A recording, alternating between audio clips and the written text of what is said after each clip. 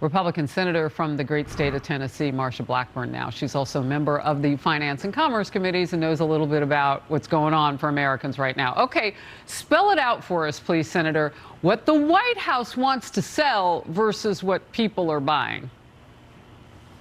Well, people know what is happening with the economy and with their personal economy, Harris. When I talk to Tennesseans, they talk about the impact of food prices being up 20%, clothing up 12%, home heating, oil, and cooling up 36.8%, and the tank of gas is up 51%. Now, that is the impact of Bidenomics. And while this White House wants to say, oh, we're not in a recession, times are better, people know that inflation continues, and especially in the market basket of goods that they are purchasing. Yeah, and that's really what counts. I mean, because find somebody who doesn't eat, and in the heat wave that's hit 120 million people across the country doesn't need cooling. And the gas situation is interesting because those prices go up in summertime. You know, transportation, people are visiting relatives, so on and so forth. But it's been up for a while now. It started going up before summer hit. Right. It's been consistently elevated. And as people are getting out and about, especially after COVID, and they're wanting to visit relatives, they see that those trips are costing them more. It's not only the fuel, it is hotels, it is food as they are traveling. It is the combination of all of these impacts. So, Harris, they know that at the end of their money, they have too much month left, and dollars are not going as far as they did under President Trump because of what you're seeing with the inflation rate. And that inflation is not where it was under President Trump. It was at 1.4%. when Joe Biden took office. And now look at where it is and look at the escalation rate in those costs that are outside of that core inflation, but that affect people every single day. And I mean, you're just saying it.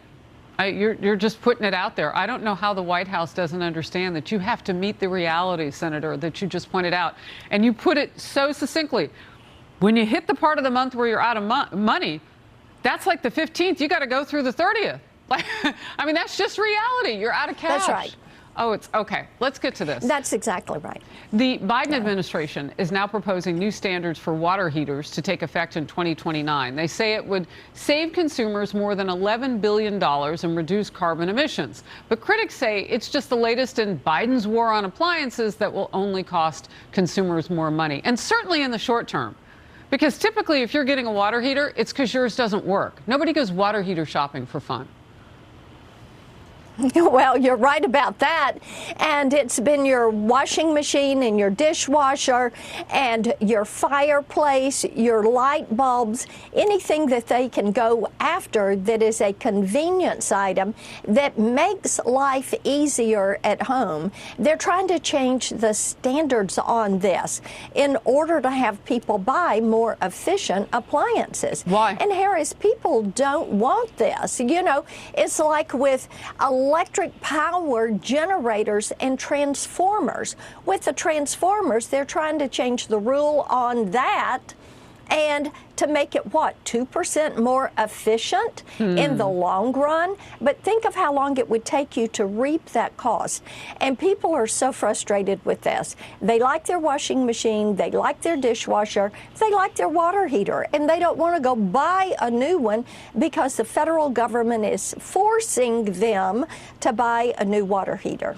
Wow, and what you just said, I mean, it might be another generation before they reap that $11 billion. That's right.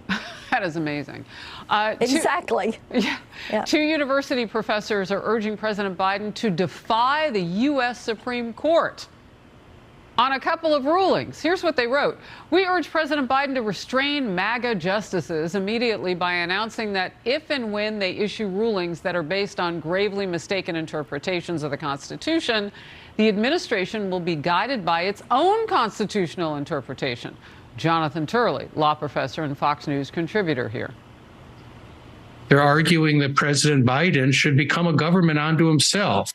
that he should decide what the Constitution means, and he should implement changes without the approval of Congress in some circumstances. That's the definition of authoritarianism. Do you trust the White House and this president to create their own constitution to make the rest of us live by?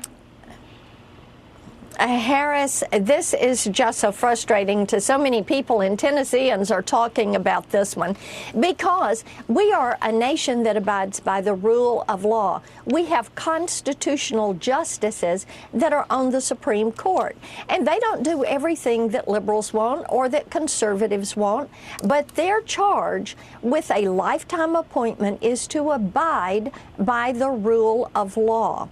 And these professors, they are so juvenile in their response. They're basically saying, if you don't do everything we want, like we want, in the time that we want, then we're just saying, you know, just have at it and make up your own rules. That is the type thing that happens, as Professor Turley is saying, in authoritarian governments, where they toss the Constitution aside in order to get their will.